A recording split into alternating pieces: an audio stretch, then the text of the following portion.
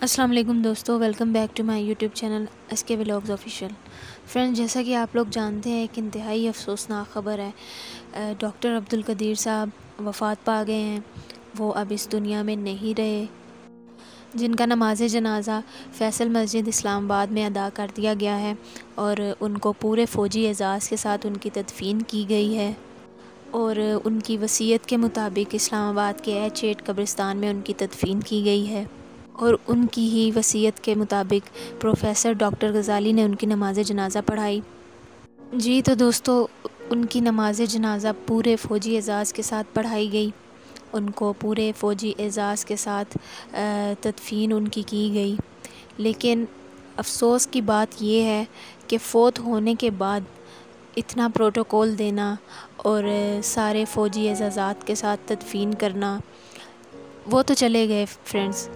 तो बात यह है कि ये सब कुछ, इतनी इज़्ज़त अगर उनको उनकी ज़िंदगी में दी जाती तो वो खुश हो जाते। उनके लिए, पाकिस्तान के लिए उन्होंने बहुत कुछ किया, लेकिन हम शर्मिंदा हैं, हम पाकिस्तान की आवाम, हम उनके लिए कुछ नहीं कर सके। वो हमारे हीरो थे, लेकिन आज जब वो वफ़ात पा गए हैं तो सब ने उनको बहुत ही इज़्ज़त से रुखसत किया। लेकिन दोस्तों, अगर ये उनकी ज़िंदगी में हो जाता तो ज़्यादा अच्छा होता। आज सब वफाकी वुज़रा, हकूमती वुज़रा की बड़ी नमाज जनाज़ा में शिरकत करने के लिए आई।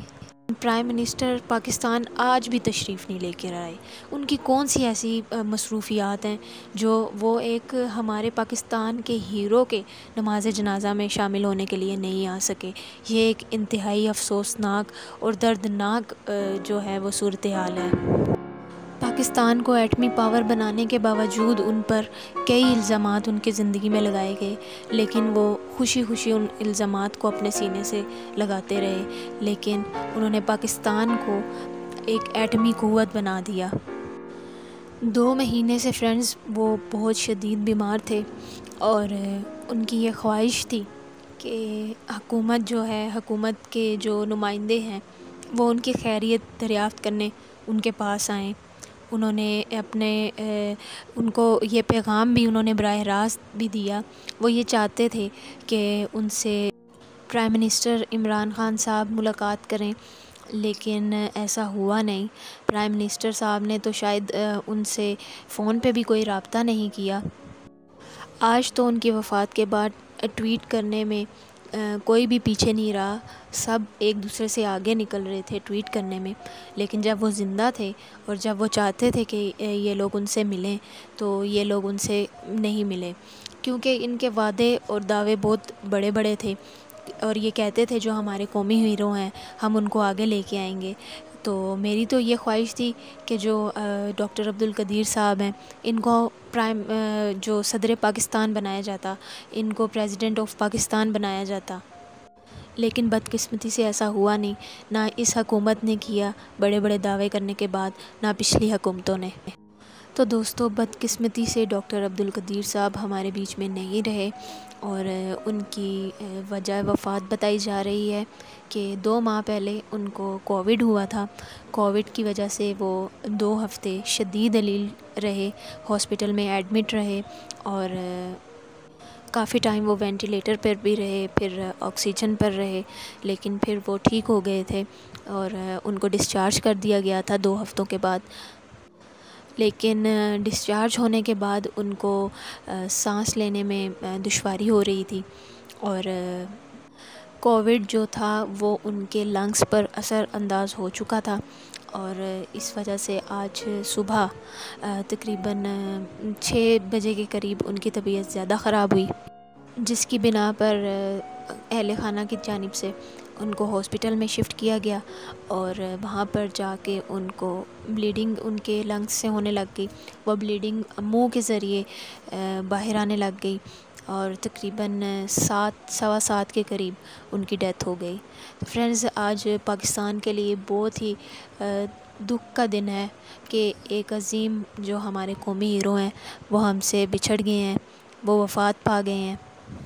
उनकी कुर्बानियों को और जो उन्होंने पाकिस्तान के लिए किया है उन चीज़ों को कभी भी फरामोश नहीं कर सकती। पाकिस्तानी अवाम कभी भी फरामोश नहीं कर सकती। हम बाहैसियत पाकिस्तानी कौम अपने हीरो से बहुत मोहब्बत करते हैं और हम हमेशा मोहब्बत करते रहेंगे और डॉक्टर अब्दुल कदीर ख़ान साहब को कभी भी फरामोश नहीं किया जा सकता। जब जब पाकिस्तान कभी तरक्की करेगा, पाकिस्तान का सर बुलंद होगा, उसमें डॉक्टर अब्दुल कदीर ख़ान साहब को ज़रूर याद रखा जाएगा। बेशक हुकूमतें याद ना रखें, लेकिन पाकिस्तान की आवाम उनको कभी भी फरामोश नहीं करेगी, वो उनसे बहुत मोहब्बत करती है। आज जो हम लोग बहुत फ़ख्र से कहते हैं कि पाकिस्तान एटमी पावर है, तो ये हमारे पर एहसान है हमारे मोहसिन का, डॉक्टर अब्दुल कदीर ख़ान साहब का। तो फ्रेंड्स, बात कर लेते हैं कि किस तरह पाकिस्तान जो है वो एटमी पावर बना। तो ये है मई 1998 की बात, जब डॉक्टर अब्दुल कदीर ख़ान साहब ने वज़ीर-ए-आज़म, तब के वज़ीर-ए-आज़म थे मियां मोहम्मद नवाज़ शरीफ, तो डॉक्टर अब्दुल कदीर ख़ान साहब ने उनसे दरख्वास्त की कि वो एटमी धमाके करना चाहते हैं, तजर्बा करना चाहते हैं एटमी धमाके करके।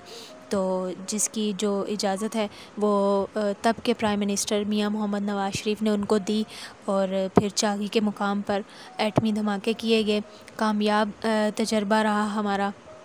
इसके बाद फ्रेंड्स, पाकिस्तान का दुनिया में नाम हुआ। पाकिस्तान के दुनिया के साथ मामलात बहुत अच्छे हुए, वो सिर्फ़ इस वजह से क्योंकि पाकिस्तान अब एटमी क़ुव्वत बन चुका था। इसके बाद दोस्तों, सऊदी अरब ने भी पाकिस्तान को जो है ख़ाम तेल वो देना शुरू कर दिया था। यानी कि पाकिस्तान के जो मामलात थे दुनिया के साथ, वो अच्छी तरफ जाना शुरू हो गए थे, क्योंकि दुनिया को पता चल गया था कि ये अब एटमी क़ुव्वत बन चुका है पाकिस्तान को एटमी क़ुव्वत बनाने के बावजूद पाकिस्तान की जानिब से ही प्रोपेगेंडे किए गए। कुछ ऐसे लोग, कुछ ऐसे शर पसंद अनासिर थे जो बाहर की आलमी क़ुव्वतों के साथ मिलकर प्रोपेगेंडा करते रहे और डॉक्टर अब्दुल कदीर ख़ान साहब पर इल्ज़ामात लगाते रहे, लेकिन उनको इन इल्ज़ामात से कोई फ़र्क नहीं पड़ा, क्योंकि वो पाकिस्तान से मोहब्बत करते थे। उन्होंने इन इल्ज़ामात को खुशी खुशी अपने सीने से लगाया और पाकिस्तान को एटमी क़ुव्वत बना के ही छोड़ा।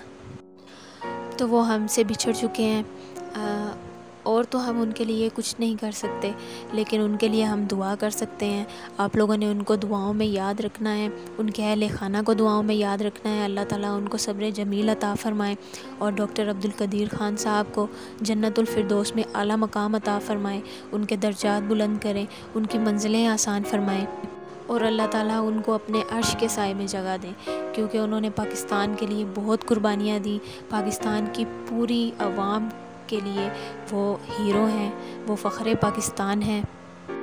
पिछली कुछ हुकूमतों में उनको मुख्तलिफ़ एज़ाज़ात से नवाजा गया, जिसमें निशान इम्तियाज़, सितारा इम्तियाज़, हिलाल इम्तियाज़ शामिल हैं।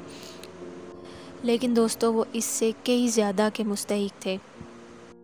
उन्होंने पाकिस्तान को दिया ही है, पाकिस्तान की आवाम को दिया है।